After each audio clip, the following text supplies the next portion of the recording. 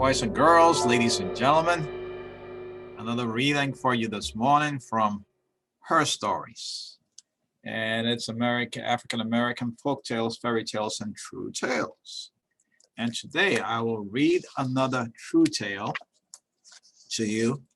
And let's remember it's African-American. I try to instill some culture and understanding here as we go through this process of all just learning about our neighbors, ourselves, and everyone in our community, and people who may not look like us or be like us. And so today's story is Mary Lou Thornton, My Family. Ohio is where she lived. And I'll make a few comments as I read the story. But there's her picture, and that's the only picture here, boys and girls, ladies and gentlemen. So this is Mary Lou Thornton, and she says, I was born the 1st of September, 1915. So, born in Valley View, Kentucky. My family were Mundys, and that's the family name, Mundy. They lived in the country. Valley View, Kentucky was a very small place right on the Kentucky River between Richmond and Lexington. And I believe that's Richmond, Virginia, and Lexington, Kentucky. So close to the Virginia border. And about the only important thing you could look forward to was the train going past the house every day. Small town. I'm glad we have a bigger city, a bigger town here. We have those trains all the time, don't we? The most important thing to my mother was to bring us to Ohio so we could get an education. I was 9 years old when we came to Ohio. I'm next to the oldest girl. The boys, Chester and Earl, are older, and they are still living. Willard, my brother, was also older. Died here in Yellow Springs at the age of 18. In Yellow Springs, I've been there. It's in Ohio, not too far from Dayton, Ohio. And actually, tell you who's from Yellow Springs. A musician by the name of John Legend is from Yellow Springs, and a comedian by the name of there's a David Chappell. Chappell, comedian guy, but anyway. Dave Chappelle. I don't know if the kids know about him or not, but Dave Chappelle, funny guy, African-American, just like John Legend. Yellow Springs, small town. By the time we came to Ohio, there were 6 living out of 13 of us born. A lot of them had died. And my brother died in Ohio, made 7 dead. Most of them died when they were babies. And unfortunately, the death rate for African Americans, especially in those days, and even now, is much higher for children, African American mothers whose children die. But anyway, I had a sister who choked to death on a marble. Gotta watch what kids put in their mouths. And my baby, 2 years old, puts everything in his mouth. We got to watch that, all right? We lived in the country, and the doctor had to come on horseback. By the time he got there, the baby was too far gone. He didn't even tie up his horse. Ran in the house and got the marble out. Too late. She died. She was about 3 years old. My mother would wake up and there'd be a baby dead in the crib. Living in the country, many things happen. You see it? But being young, you don't dwell on those things very much. I know I miss my brother. I had no school hardly until we came to Ohio. I tried to go to school, but we had to ride between 5 and 7 miles in an open wagon. You know how they talk sometimes, older folks talk about the hard days back in those days, right? So I had to walk to school with no shoes on. I had to walk to school with no feet.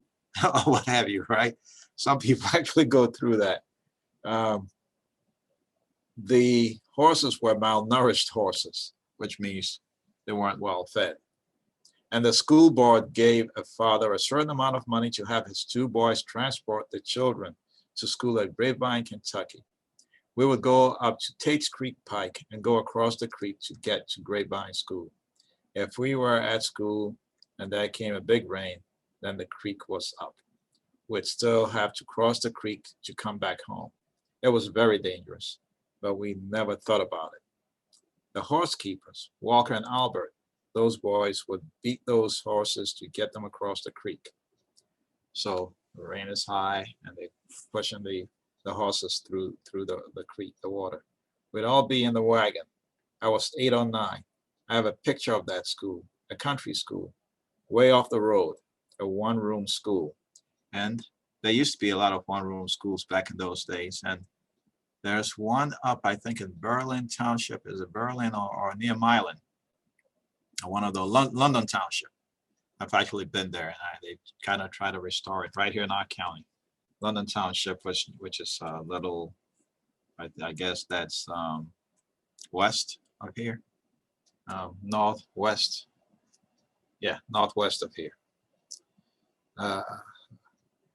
Let's see. I have a picture of that school, a country school, way off the road, a one-room school. Mrs. Twine was my teacher and was black. The principal was white.